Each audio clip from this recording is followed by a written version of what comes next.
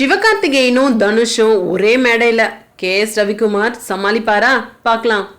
தமிழ் சினிமாவோட இப்போதைய கீரி பாம்பு காம்பினேஷன் அப்படின்னா அது தனுஷும் சிவகார்த்திகேயனும் தான்.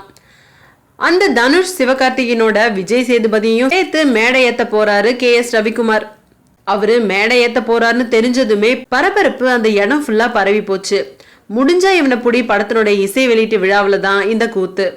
ஆனா அறிவிச்ச போது ஏற்பட்ட பரபரப்பு விழா முடிஞ்ச பிறகும் நீடிச்சுது.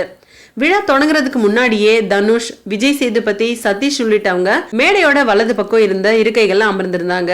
சிவகார்த்திகேயன் அவங்களுக்கு சம்பந்தமே இல்லாம இடது பக்கம் தனியா அமர்ந்திருந்தாரு.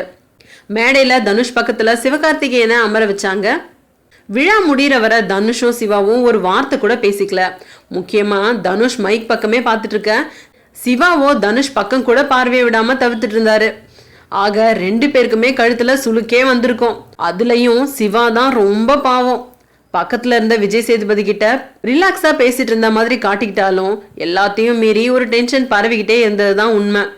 சிவா பேசும்போது தனுஷுக்கு நன்றி சொல்ல, பதிலுக்கு தனுஷ் பேசும்போதும் சிவா கூட நடிச்சேன் அப்படின்னு சிவாவை குறிப்பிட்டிருந்தாரு.